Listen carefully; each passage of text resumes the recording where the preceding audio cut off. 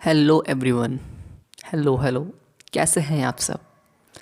I hope आप सभी जहाँ कहीं भी हों बहुत अच्छे होंगे और अपनी हेल्थ का, अपनी फैमिली का एंड थर्ड मोस्ट इम्पॉर्टेंट अपनी स्टडीज़ का आई होप आप सभी बहुत अच्छे से ध्यान रख रहे हैं। और रख रहे हैं ना? रख रहे हैं, ग्रेट। रखना भी है ना? ओके। आप और हम दोनों साथ में मिलकर अपना फंक्शंस यानी कि जो डिफरेंशियल कैलकुलस का टॉपिक है उसको बहुत ईमानदारी से, बहुत होले होले, बहुत अच्छी तरीके से, बहुत डीप में कॉन्सेप्ट को बहुत अच्छी तरीके से समझते हुए हम लोग आगे बढ़ते चले जा रहे हैं। राइट। ऐसा करते हम लोग को 3 लेक्चर हो चुके हैं और ये हमारा 4th लेक्चर है। राइट। फंक्शंस ही अभी तक चल रहा है। बात समझिए, वो डिफरेंशियल कैलकुलस की जो स्टार्टिंग्स है, फंक्शंस, ग्राफ्स, वही टॉपिक्स हम लोग डिस्कस करते आ रहे हैं। राइट। और एक बात मैं बोलूँगा आपसे, आपको कुछ प्रॉब्लम्स हो सकती हैं। कौन सी प्रॉब्लम्स?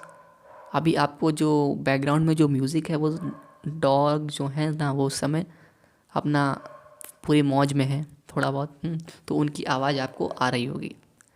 कोई दिक्कत वाली बात नहीं है, हमें अपनी पढ़ाई से मतलब रखना है। डिस्टर्बिंग एलिमेंट होते हैं, हमें उनको इग्नोर करना पड़ता है। अब हम हैं, जैसे कि वीडियो रिकॉर्ड कर रहा हूँ, बना रहा हूँ, लाइव इस समय नहीं हूँ ना, तो रिकॉर्ड कर रहा हूँ, तो अब मेरे लिए प्रॉब्लम है कि मैं रुक जाऊँ, बैठ जाऊँ, मैं उनका शांत होने का इंतज़ार करूँ? नहीं ना। मैंने कहा मैं शुरू करता हूँ, मैं कब तक इंतज़ार किया करूँगा बताओ। टाइम भी बहुत हो गया था, इसीलिए मैंने रिकॉर्ड करना स्टार्ट कर दिया। आपको थोड़ी प्रॉब्लम हो रही होगी, don't worry, be happy, enjoy your life ना। तो आज हम लोग बात करने वाले हैं ग्रेटेस्ट इंटीजर फंक्शन के बारे में। किसके बारे में? बोलिए, किसके बारे में? ग्रेटेस्ट इंटीजर फंक्शन के बारे में। राइट। तो आई थिंक आपने इसके बारे में सुना ज़रूर होगा, सुना होगा ना ग्रेटेस्ट इंटीजर फंक्शन के बारे में। सिंबल इसका ये होता है, ठीक है, जिसको स्क्वायर वाले जिस तरीके का ये जो आपका बॉक्स होता है ना, इस तरीके से इसको डिनोट किया जाता है। राइट। इसको इस तरीके से डिनोट किया जाता है। अब इसमें खूबसूरत बात क्या है, अगर इस स्क्वायर ब्रैकेट के अंदर 6.2 लिखा है, कितना लिखा है? 6.2 लिखा है, तो इसका ग्रेटेस्ट इंटीजर मतलब इससे पहले वाला कौन सा इंटीजर है? 6.2 से पहले कौन सा इंटीजर आता है? 6 आता है, तो इसका ग्रेटेस्ट इंटीजर क्या हो गया? 6। बोलिए बोलिए, कोई दिक्कत? कोई दिक्कत है ना? नहीं है ना, होगी भी नहीं। अच्छा एक बात बताइए, अगर यही लिखा है -6 मेरी बात को गौर से सुनिएगा, मैं बोल रहा हूँ 6.2 लिखा है, लेकिन ग्रेटेस्ट के अंदर वो माइनस में लिखा है। किस में लिखा है? माइनस में। तो अब एक बात बताइए, -6.2 से पहले कौन सा इंटीजर आता है? पहले की बात है। -6 से पहले, 6.2 से पहले कौन सा आता है? -7। आपने सही बताया, -7 इसका आंसर होगा, ग्रेटेस्ट इंटीजर। तो ये बात समझ में आया, इस डब्बे का मतलब क्या है। अब इसके ग्राफ के बारे में बात करेंगे। किसके बारे में बात करेंगे? ग्राफ के बारे में। राइट। आगे चलते हैं, ग्राफ के बारे में देखते हैं। हमने आपको एग्जांपल दिया 6.2 का, इन्होंने दिया 7.2 का। आप देखिए एग्जांपल में समझ जाएंगे उससे पहले वाला कौन सा इंटीजर आता है, वही इसका आंसर होगा।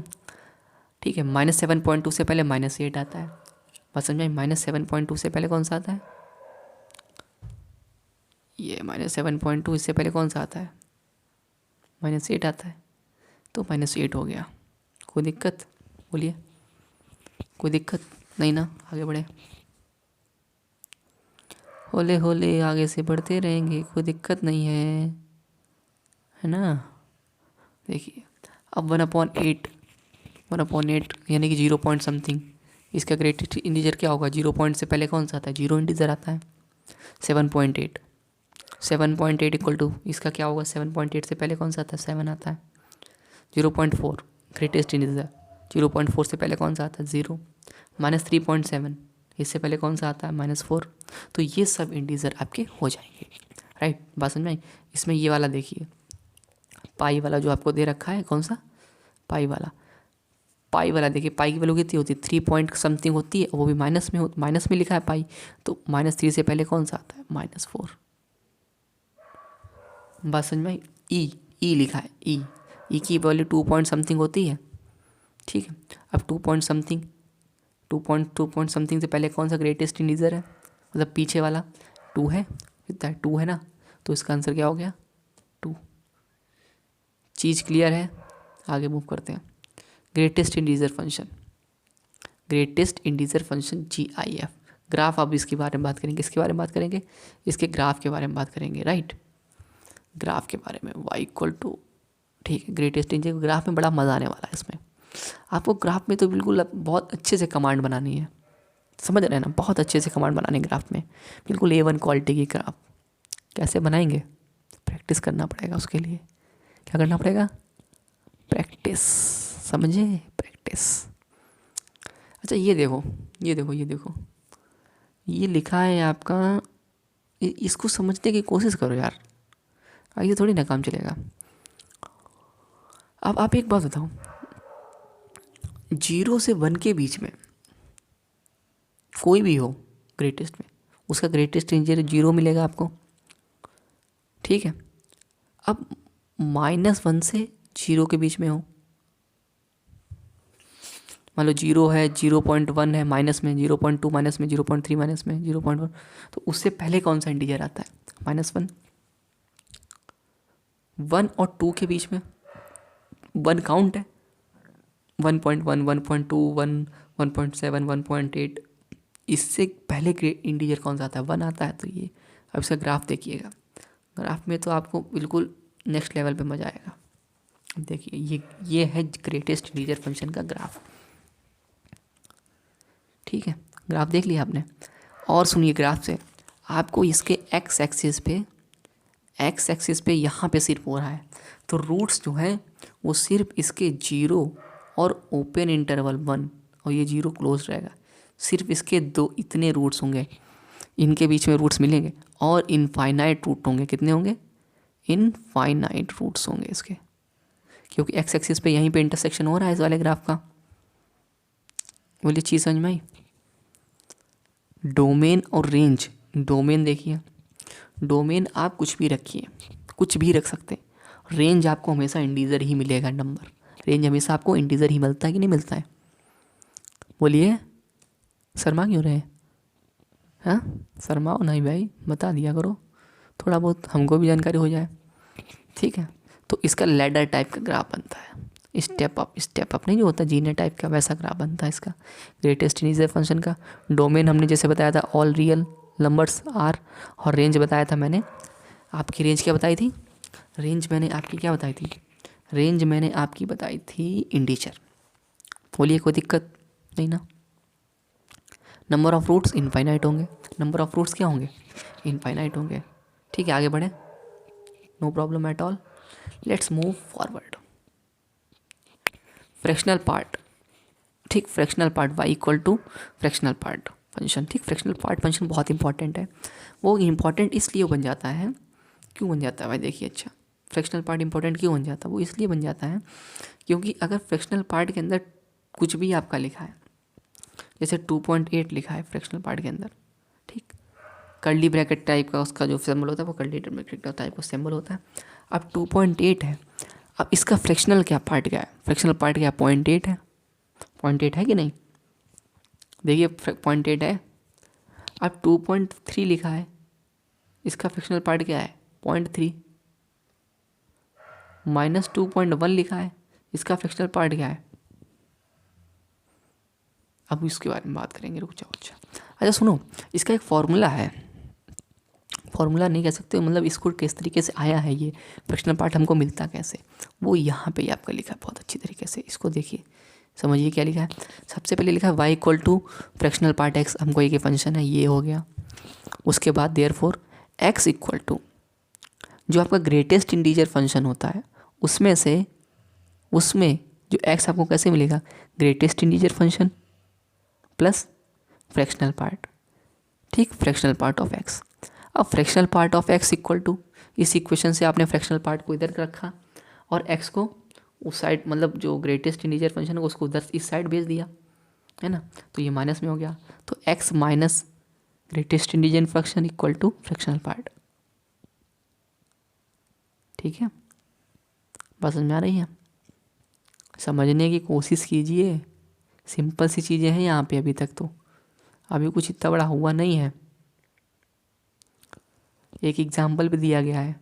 मान लो हमने नंबर 8.6 ले लिया, ये एग्जाम्पल देखो कहाँ चला गया एग्जाम्पल, ये एग्जाम्पल देखिए 8.6 ही लिया है, उसका ग्रेटेस्ट इंटीजर फंक्शन क्या है 8 है, वो 8 लिख दिया। अब फ्रैक्शनल पार्ट इसका क्या है 8.6 का 0.6 है, वो 0.6 से फ्रैक्शनल पार्ट लिखा। इसको डोनेट इस तरीके से किया जाता है, ये इस तरीके से। अब यानी कि हमें ये वैल्यू निकालनी थी, इसको हमने यहीं रखा रहने दिया। अब ये जो ग्रेटेस्ट इंटीजर वाला इसको हम इस साइड लेके गए तो ये माइनस में हो जाता है, ठीक है। अब ग्रेटेस्ट इंटीजर, वो जो ग्रेटेस्ट इंटीजर है वो x के ग्रेटर देन और इक्वल टू हो सकता है, या फिर, और जो तुम्हारा फ्रैक्शनल पार्ट है वो हमेशा ग्रेटर देन और इक्वल टू 0 होगा, कभी 1 नहीं हो सकता है। फ्रैक्शनल पार्ट 1 से ज़्यादा कभी नहीं हो सकता है। 0 हो जाएगा, 0 से ज़्यादा होगा, 1 कभी नहीं होगा, 1 कभी नहीं होगा। आगे बढ़ते हैं। देखिए x इक्वल टू, जो फ्रैक्शनल पार्ट का यहाँ से आपको फॉर्मूला मिला, फॉर्मूला नहीं मतलब निकालने का तरीका, ठीक है। फ्रैक्शनल पार्ट कैसे निकालेंगे, जो नंबर है वो माइनस उसका ग्रेटेस्ट इंटीजर। अगर मान लो नंबर नॉन नेगेटिव, मतलब कि x मतलब जो नंबर है वो तुम्हारा ग्रेटर देन इक्वल टू 0 मतलब पॉजिटिव है, नॉन नेगेटिव है, तो सही है, फ़ायदे में हम लोग का काम आसान बन जाएगा। एग्जाम्पल के तौर पे आपको कुछ भी देख लीजिए, रख के अपने आप देखिए, एक बार रख के देखो, फिर आगे बताते हैं। इसको एक बार करके देखो, अपना 1-2 एग्जाम्पल ले लो, फिर उसको उड़ाओ, फिर देखो आपको मज़ा आएगा, फिर आगे चीज़ें और अच्छे से क्लियर होंगी, ठीक है। आगे बढ़े, करके देखो, पहले वीडियो पॉज करो और उसको करके देखो, ठीक है। तब तक हम आगे बढ़ते हैं। कुछ क्वेश्चंस हैं, उड़ा दो इनको पकड़ के। 1.3 में ग्रेटेस्ट इंटीजर 0.3, ग्रेटेस्ट इंटीजर नहीं सॉरी फ्रैक्शनल पार्ट, क्षमा करें। -5.8 में आपका फ्रैक्शनल पार्ट क्या, नहीं समझ में आ रहा, फॉर्मूला लगाओ, फॉर्मूला लगा दो। x माइनस जो नंबर दे रखा 5.8 माइनस में 5.8 रखो, उसका ग्रेटेस्ट इंटीजर उसमें से माइनस करो, तो ग्रेटेस्ट इंटीजर क्या -5.8 का -6 है, तो -6 है, तो -6 माइनस हो वो माइनस एक और है वहाँ पे, वो प्लस हो जाएगा, तो -5.8 + 6 यानी 0.2 हो गया। समझ आएगा तो मज़ा आएगा, मज़ा आ रहा। अब देखो फ्रैक्शनल पार्ट ये 4 है, इसमें फ्रैक्शनल पार्ट 4 में क्या ही है बताओ, इसमें फ्रैक्शनल पार्ट है कुछ, 0 है, 0 4.0 लिखा होगा वो, ठीक है। चीज़ समझ में आ रही है, बोलिए, चीज़ समझ में आ रही है। अब ये सभी क्वेश्चन आप अपने आप ट्राई कीजिएगा, सबके आंसर आपके सामने दिए हुए हैं। वीडियो को रोकिए और सॉल्व करिए सभी को, ठीक है। फिर चेक करिए अपने आंसर मैच करिए, सही आ रहे हैं कि नहीं आ रहे हैं। फिर हम लोग आगे बढ़ते हैं, कोई दिक्कत तो नहीं, बोलिए, कोई दिक्कत तो नहीं। तब तक पीता हूँ थोड़ा पानी।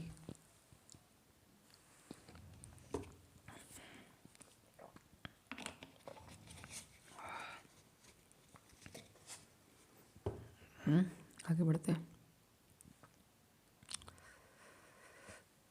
चलिए भाई आगे बढ़ते हैं।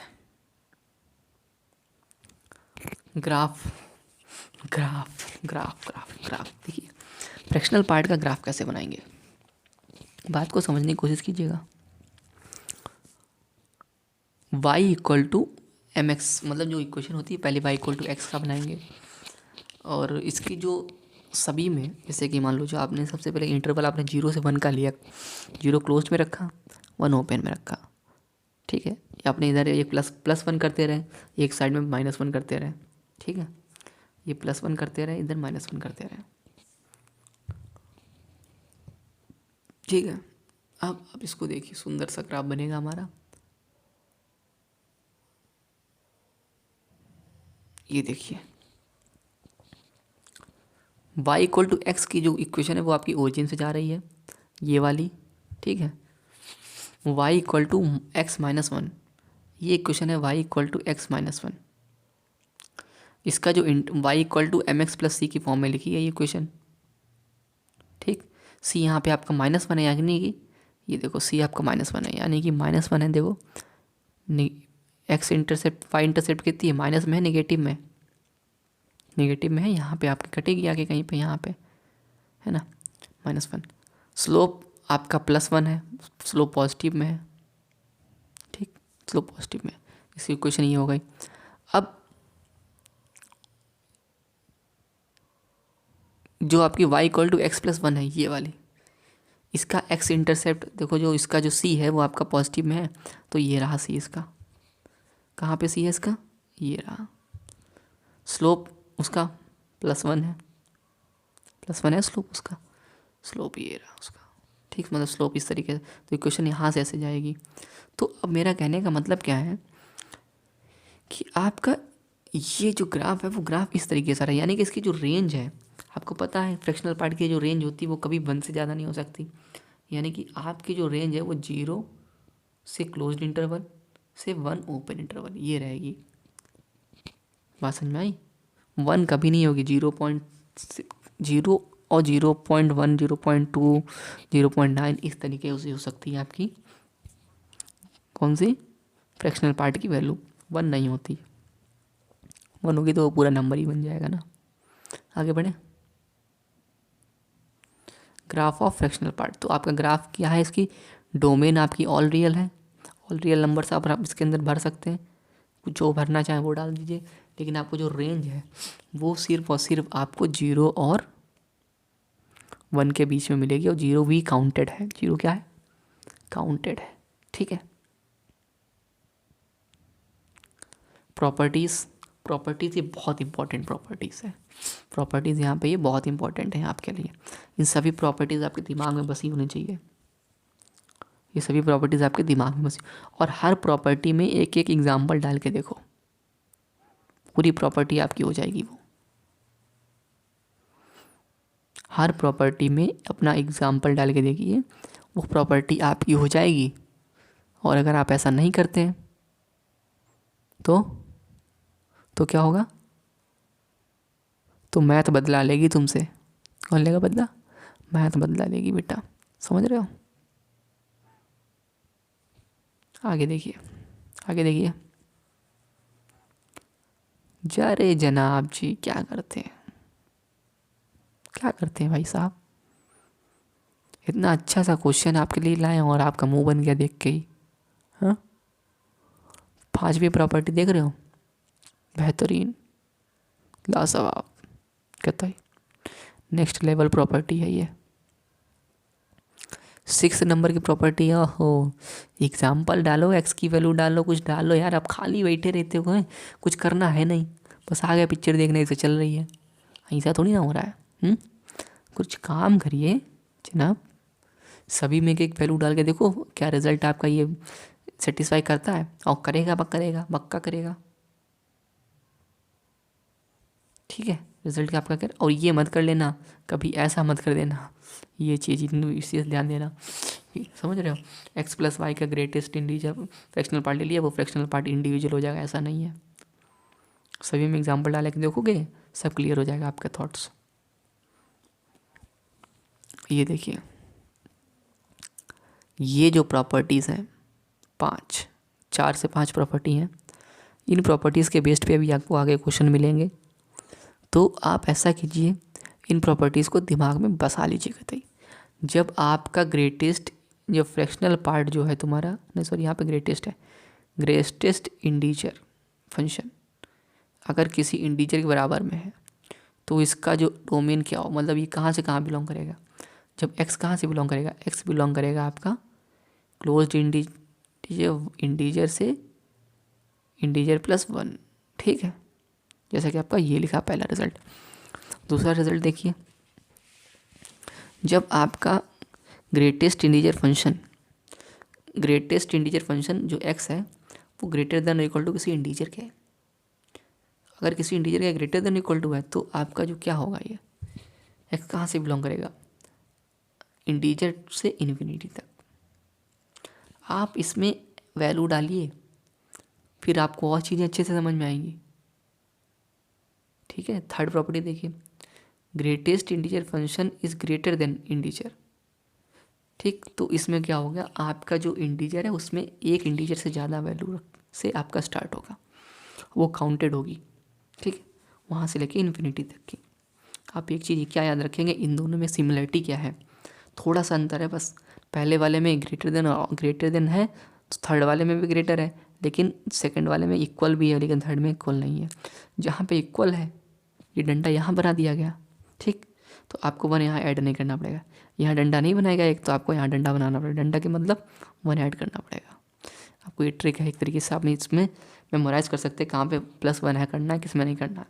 जिसमें ग्रेटर देन इक्वल टू यानी कि जिसमें डंडा बना है उसमें डंडा नहीं बनाना है। जिसमें डंडा नहीं बना है यानी कि सिर्फ ग्रेटर देन है, इक्वल टू नहीं बोला है, तो आपको i+1 करना है, वहाँ से इन्फिनिटी तक ही होगा। ठीक है, इसको याद रखेंगे, तीनों रिजल्ट को दिमाग में बसा लीजिए बिल्कुल, अभी आगे काम आने वाले हैं। देखिए फोर्थ रिजल्ट क्या है, greatest integer function is less than और इक्वल टू इंटीजर। अब इसमें उल्टा केस हो जाता है, इसमें उल्टा केस हो जाता है। लेस देन और इक्वल टू 1 है, ठीक, लेस देन और इक्वल टू 1 में 1 प्लस किया जाएगा, और माइनस इन्फिनिटी से इनका चलेगा, माइनस इन्फिनिटी से इंटीजर +1 ओपन, और ये तुम्हारा ओपन। ठीक है, और इसी तरीके से एक इसमें होता है greatest integer function less than integer, less than में नहीं किया जाता है, +1 लेस देन में नहीं किया जाता है। देखो लेस देन में +1 नहीं किया जा रहा है। ये चीज़ समझ में आई इतनी, आगे बढ़े, बोलिए। क्वेश्चन अपने कर डालो, ये सब क्वेश्चन कर डालो फटाफट, इतने क्वेश्चन है होमवर्क में ही है, सब करो, ये सब क्वेश्चन आपके बनने चाहिए। Modulus of function absolute value y equal to mod x, y equal to mod x. इसका ग्राफ देख, ग्राफ याद है आपको, ऐसे बनता है, ओरिजिन से जाता है। ये देखिए, ये आपका खूबसूरत सा ग्राफ है इसका, y equal to mod x. बचपन में पढ़े हो ना, बचपन याद आ रहा है आपको, अपना बचपन याद करो। ITF inverse trigonometric function, ITF में मजा आएगा। Inverse trigonometric function, inverse trigonometric function, आपको डोमेन और रेंज सबकी तैयार होनी चाहिए।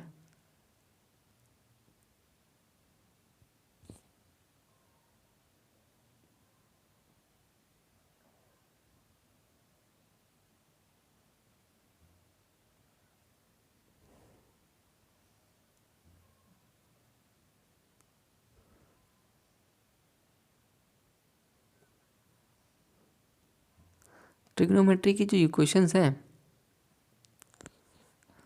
सुनिए बात सुनिए, ट्रिग्नोमेट्री के जो इक्वेशंस हैं पता है आपको, और इनके जो ये ग्राफ्स होते हैं, कमांड है आपकी, साइन एक्स की डोमेन रेंज क्या होती है, ये सब नहीं तैयार है,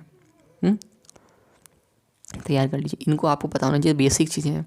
साइन एक्स की डोमेन कहाँ से कहाँ तक की होती है, ठीक है, साइन के जितने हैं, कॉट तक की जितने सब हैं 6 के 6 हो, और इन्वर्स के केस में जितने हैं 6 के 6 हो। इन सब की डोमेन रेंज आपके दिमाग में बिल्कुल होनी चाहिए, जबान पे होनी चाहिए। ठीक है, साइन एक्स की डोमेन क्या होती है, रेंज क्या होती है, इन सारे सभी लोगों की बात समझ में आ रही है। उसी प्रकार से साइन इन्वर्स एक्स की पता होनी चाहिए। डोमेन आपकी -1 से 1 है, यानी कि यही साइन एक्स की रेंज है। ठीक है, प्रीवियस क्लास में बताया होगा हमने। ये सारी चीज़ें आपको डोमेन रेंज अच्छे से तैयार होनी चाहिए। उसके बाद में इस तरीके का इनके सबके ग्राफ बनते हैं। साइन इन्वर्स एक्स का ग्राफ किस तरीके का बनता है, कॉस इन्वर्स एक्स का कितना बनता है, टेन इन्वर्स एक्स का, कॉट इन्वर्स एक्स का, सेक इन्वर्स एक्स का, कॉसेक इन्वर्स एक्स, ये सब जो ग्राफ है ये ट्रिग्नोमेट्री ग्राफ्स हैं। ये सब की आपको तैयारी होनी चाहिए। पहली बात तो ट्रिग्नोमेट्री का पोर्शन मैंने भी कंप्लीट नहीं कराया है चैनल पे, लेकिन आपको ट्रिग्नोमेट्री आपने क्लास 12 में पढ़ी होगी, उसको रिवाइज करिए, उसी के सब ग्राफ्स हैं। ये हमारे फंक्शंस के पोर्शन में भी हैं, तो वो सारी चीज़ें हम लोगों ने देखी हैं। ठीक, ट्रिग्नोमेट्रीज के जो ग्राफ्स हैं उसके लिए हम अलग वीडियो बनाएंगे, इसमें नहीं कर पाएंगे क्योंकि उसमें बहुत डिटेल्स में पढ़ाना पड़ेगा। लेकिन जो बेसिक चीज़ें हैं, जैसे अभी तक क्या ज़रूरत होने वाला है इस चैप्टर में, डिफरेंशियल कैलकुलस में क्या ज़रूरत होने वाला है, ग्राफ्स थोड़े बहुत, मतलब जो आपके ट्रिग्नोमेट्री के जो फंक्शंस के जो ग्राफ्स हैं, साइन के सभी ग्राफ, साइन टेन के, फिर उनके इन्वर्स के सभी ग्राफ्स 6 के 6 सबकी डोमेन और रेंज, बस आपको इतना तैयार करना है। ठीक है, इतना तैयार करना अच्छी तरीके से। ठीक है, तब तक फिर मिलेंगे हम लोग अपनी नेक्स्ट वीडियो में। ठीक, हम लोग मिलेंगे अपनी नेक्स्ट वीडियो में। आप इतना तैयार कर लीजिएगा, ट्रिग्नोमेट्रिक ग्राफ्स अच्छे से तैयार कर लेना। ठीक है, तब तक के लिए take care, good bye, have a nice day. ठीक, ओके, बाय बाय।